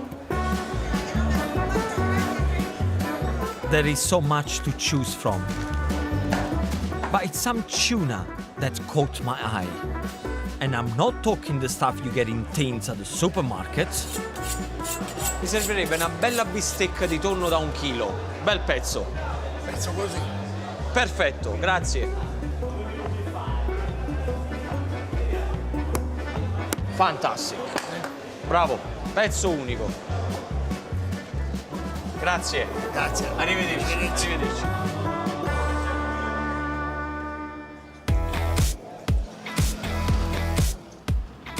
I got my piece of tuna and I'm gonna cook it on a very special location. With so much delicious food in Sardinia, both from the mountains and the sea, the island's coast has another very important role as a gateway for trade, including food, with the rest of the world. So I'm heading 20 miles further south to visit an historical trading post. It's one of the most significant archaeological sites in Italy, Nora. These ancient ruins are not just a little old. They are over 2,600 years old. Over the years, Nora has been home to the Phoenicians, Carthaginians, and the Romans, each leaving important traces of their history behind. Gli edifici pubblici, le case. Archaeologist Ignazio has been excavating on this site for the past 18 years, and I really want to hear what they've discovered. Dentro anche i mosaici e tanti materiali importanti. See, Ignazio just said that it's very important to understand that what they found here is a whole city. And like in every city where you find, you have buildings, a lot of building materials, a lot of fantastic mosaics, and everything that you would find on everyday life in a city. Perché Nora si trova nella parte più vicina all'Africa. But it's the position of this city which made it key when it came to trading products such as fish oil, meat and wine. As Nora sits on the closest area of Sardinia to Africa and at the heart of the Mediterranean shipping routes. Per I traffici, per I commerci. And he said that strategically it was very important because then they could trade with all the other cities in the Mediterranean and the Atlantic, which was very, very important for the Roman Empire. The archaeologists are uncovering more and more every day, and not only on land. Its surrounding seabed is littered with shipwrecks from the Roman trading days, filled with history telling us how produce was moved around all those years ago. And the Romans shipped their goods in large ceramic vessels called amphoras. The amphoras they used to use in the old days to transport anything from fish, olive oil, meats, and he actually just said that he's going to show me one straight away. Andiamo nel video, dai. So I'm trading my flip-flops for feints and joining Ignazio's diving team to hunt for some history.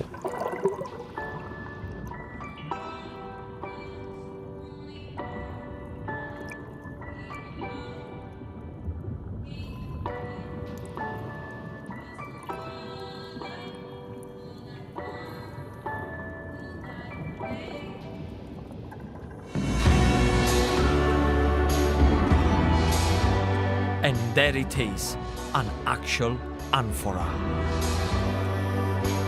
It's hard to imagine that this was used on a Roman trading ship, carrying food around the Mediterranean 1,800 years ago.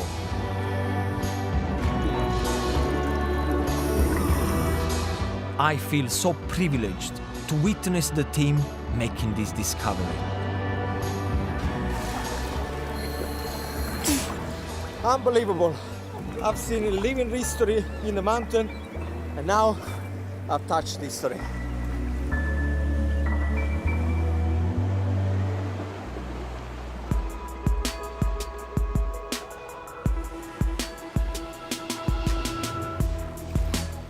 What a special day I've had, celebrating the Sardinian Sea. So, to top it off, I want to cook that succulent tuna steak from San Benedetto market. And, inspired by Veronica's dishes, give it a crispy textured crust and a punchy tomato and olive sauce. Guys, where do we start?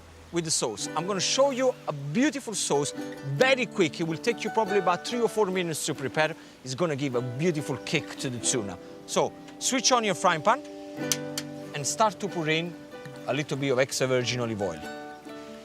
Like that. In the oil, straight in goes sliced garlic. not too thin, because if you slice it too thin, it will burn quickly and then it becomes bitter, okay? The only thing that you have to do is to wait for a little sizzle of oil around the garlic. It's sizzling to perfection. The next step is large plum tomatoes. And what you have to do, you cut them in half, then you cut them in half again, and scoop out the pulp. So the only thing that you want is this. You want a little bit of the flesh and nothing more. For 4 people, I would probably use 4 or 5, up to you. Okay, so I'm happy. Tomatoes straight into the oil with the garlic. Add 100 grams of pitted green olives, then season. Garlic and tomato with the saltiness of the olives makes a zingy combination. Next, I want 4 or 5 bay leaves, and to get their full flavor, here's a Gino tip. It's very simple. What you have to do, you have to bruise them. Squeeze them into your hands like this, okay? And then you put them into the sauce. And the flavor and the smell will release like there is no tomorrow. That's it. Now, the last thing I'm going to add, white wine vinegar. The acidity is going to give me a fantastic kick to the tuna. Mix everything together, like this. The job is done. Switch it off and allow the sauce to rest for about 5 minutes, which is going to give you enough time to cook the tuna. Bang, put the both things together.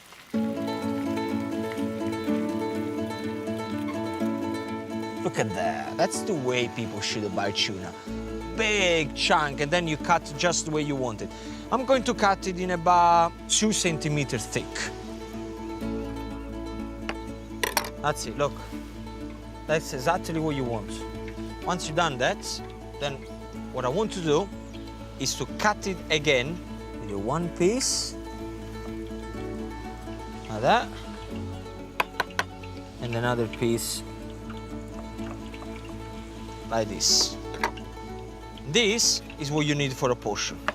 So once you got your beautiful tuna ready, the only thing that you have to do is to coat it in coarse semolina. Now, coarse semolina, you can find it nowadays anywhere, in any supermarket, Italian deli. If you can find the coarse semolina, use polenta. It works just as well. So pick up the tuna, straight into the semolina. And the reason why I'm using the semolina is because tuna needs to be cooked very, very quickly. I want it nice and rare in the middle. So what's happened with the semolina is gonna give me a fantastic crunch all around. So crispy outside, beautiful and tender in the middle. To test if your oil is hot enough for the tuna, sprinkle in some of the semolina. And if it bubbles, you're good to go.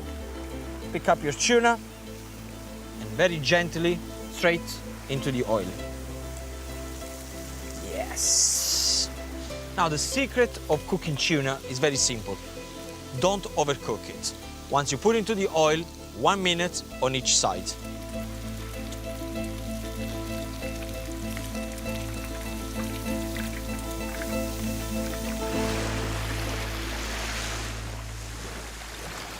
Two minutes are gone. Switch off your pan, because what I'm going to do is to lift my tuna up and go straight onto the little bit of kitchen paper, so any excess oil is going to be drained out straight away. This is exactly what I wanted. Crispy outside, nice and tender in the middle. Okay, let's put the dish together.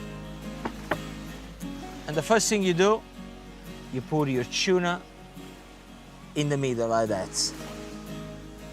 Now, just put the sauce all around.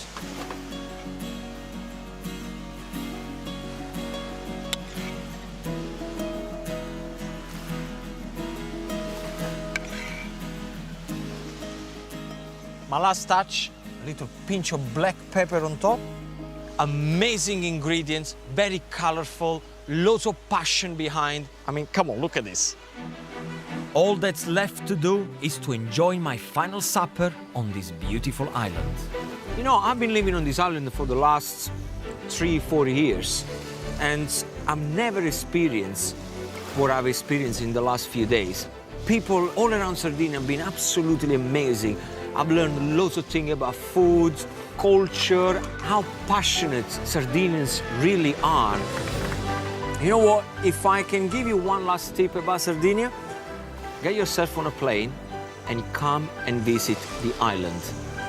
Trust me on that.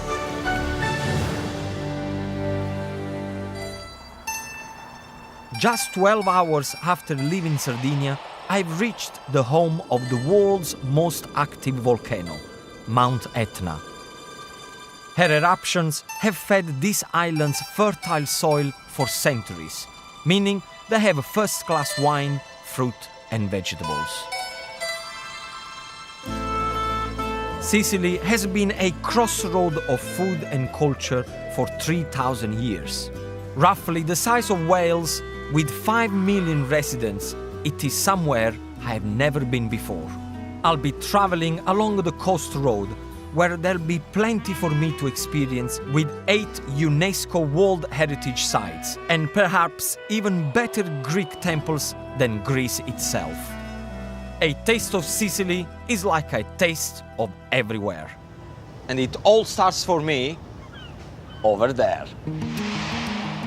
The historical city of Palermo is on the north edge of the island. It sprang up in the 9th century by traders who could see the importance of its natural harbor. From then till the 12th century, it became the greatest city in Europe, as the link between the Arab and the Western worlds. After the damage in World War II, Sicily's energetic capital remains chaotic, its buildings magnificently disheveled, and is probably best known for the organized crime network, the mafia. But Palermo is also famous for its street food, as ranks the 5th best city in the world. And the place to taste it is the Vucciria markets.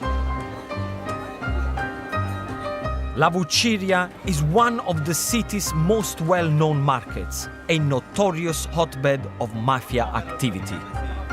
There's been a market on this site for the past 700 years. By day, it is relatively quiet. It comes alive on Friday and Saturday evenings, when it transforms into a one-stop pop-up shop for street food.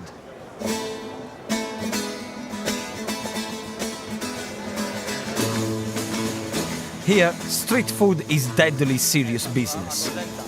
It's cheap, fast and tasty.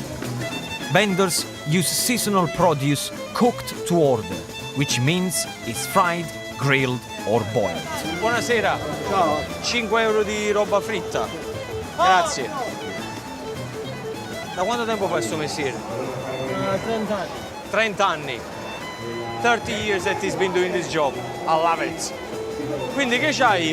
Che sei? Gamberone, sardella, involtini melanzane con pesce buono all'interno. Ah, voglio provare quelli. E uno anche di quello, grazie. He just explained to me all the things that he puts in the grill on the fire. Big prawns. But there is one thing he said that I should try is rolled aubergine with swordfish in the middle. And that's what I'm gonna get. As my order was being cooked, something unexpected happened. Something is happening. Everybody is shutting the shop very, very quickly. And they're shouting police, police, police. I think the police is gonna come very soon. The problem is that some of these food establishments, they don't really have a food license to be on the road. Not all of them, but some of them. And as you can see behind me, they're just closing and putting everything in as soon as possible, which I think is shame, mainly because I've just ordered my food and I'm not gonna get it. And I'm starving. We just gonna have to wait. Which I guess was only to be expected, as I'm learning the Sicilians are a law unto themselves.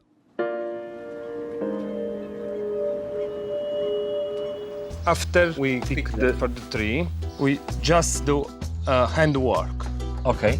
Each cherry has to be pitted by hands.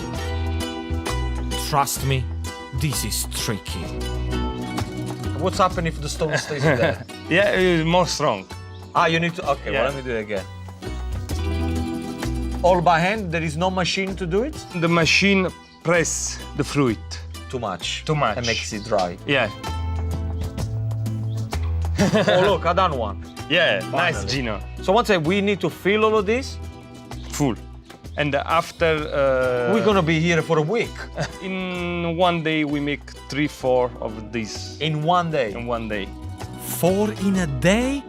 I think this guy's taking the...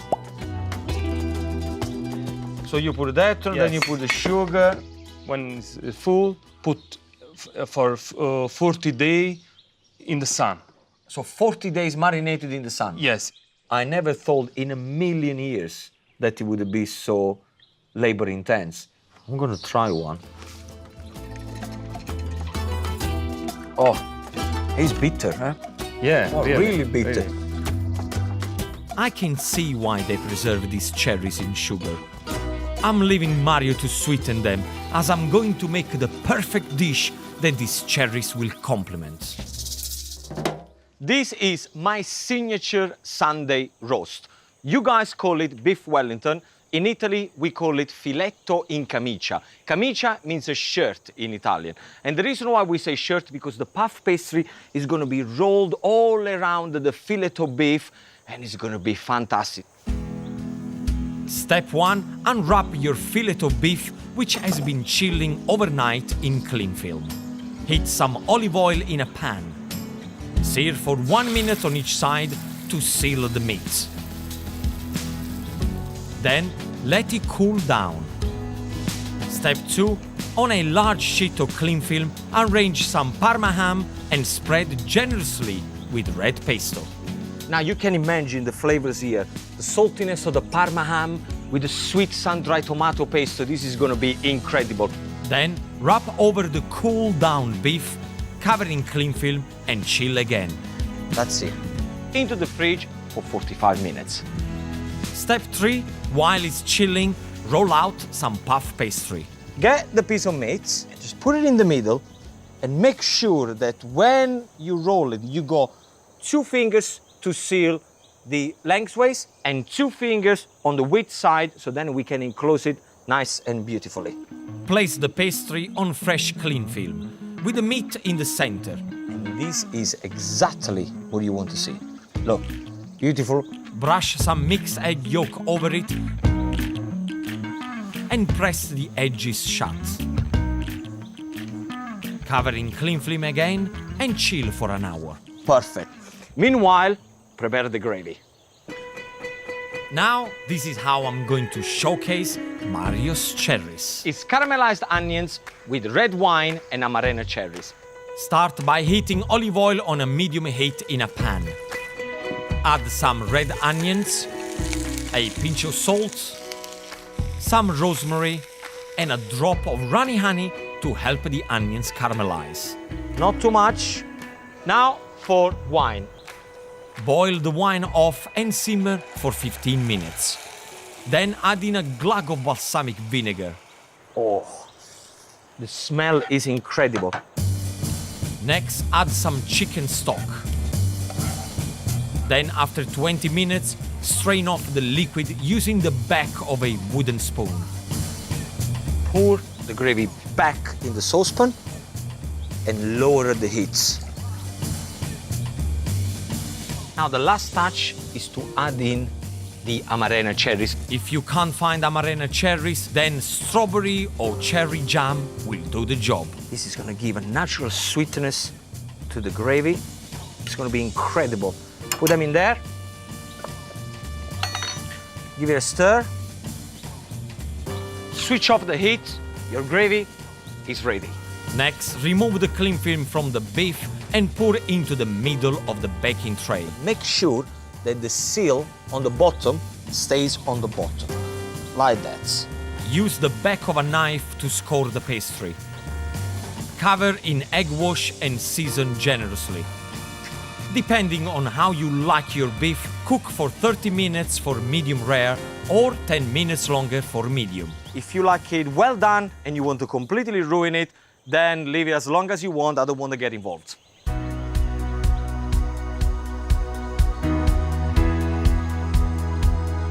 "30 minutes later, Look at that.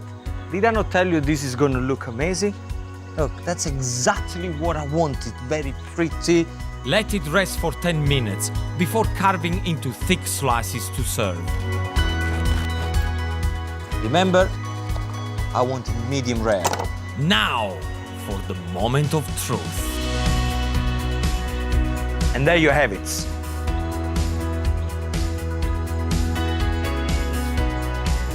Beautiful Amarena cherry gravy.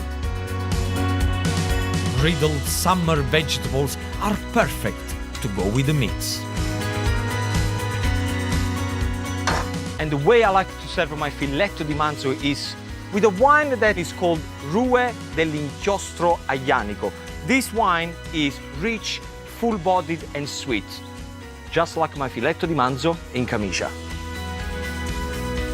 Look at the color. I love when a red wine is really red. Guys, do this recipe on Sunday. Trust me, your family, they will love you forever.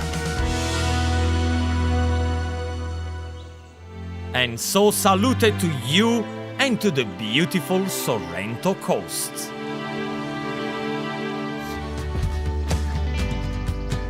This region's lemon are famed for being world-class, and their sweet sense has led me to Pierpaolo, whose family have a unique place in the history of Italy's most popular lemon digestivo. What's the story?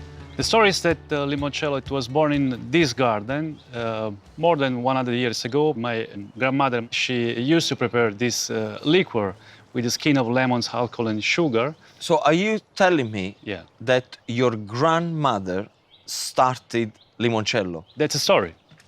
Are you serious? Yeah. What's her name? Maria Antonia. Maria Antonia. Yeah. The lemon are not originally from Italy, but Arabia.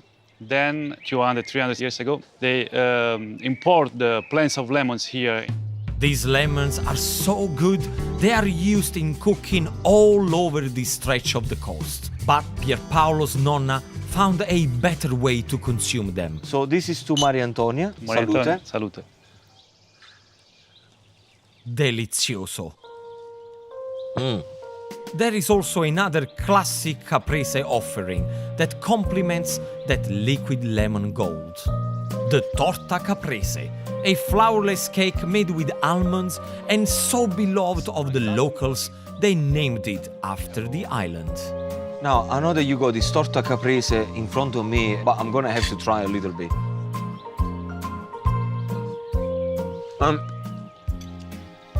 Oh, you get the almonds in straight away, see? Mandorla. Mandorla. The flavor of Italy. Salute. You give me Salute. loads of food for thought, my friend. Thank you again. So now I'm going to make my version of this super simple but super tasty torta caprese. And I love to do this cake because we're using grounded almond, chocolate, pistachio nuts, eggs, and icing sugar. So 4 or 5 ingredients, put it all together. Trust me, the best cake that you ever had. First, roughly chop some pistachio nuts and leave to one side. Then we're gonna hold them in right to the ends.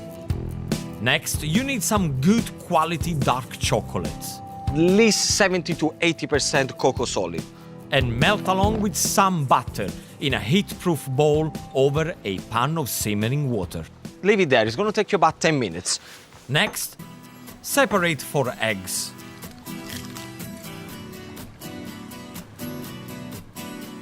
That's it. Add icing sugar to the yolks and leave to one side. For the egg whites, get yourself a whisk, whisk away until nice and fluffy.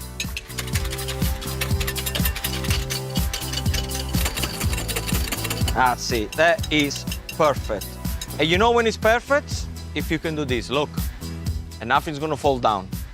Then take the bowl with the yolks and icing sugar and mix until pale in color. Okay, look the way it changes color straight away. Look at that. This is perfect. Remove the now melted chocolate and butter mix from the heat. Okay, chocolate is ready. Now let's pour everything together. First, the chocolate goes into the egg yolks mixture. Slowly, slowly, piano, piano. Folding. Okay, now is the time to put the ground almonds in. And again, fold everything together. When the consistency changes, only then do you add the egg whites in. One little bit at a time. So go for one first and fold it in. Look how the consistencies change again. It's nice and fluffy now. Only now, when you get this consistency, is when you fold in the pistachio nuts. So get the pistachio straight in and fold in for about 30 seconds and the job is done. Line a loose-bottomed cake tin with grease-proof paper and then pour the mixture in. Now put it in the oven, preheated 180 degrees for 30 minutes.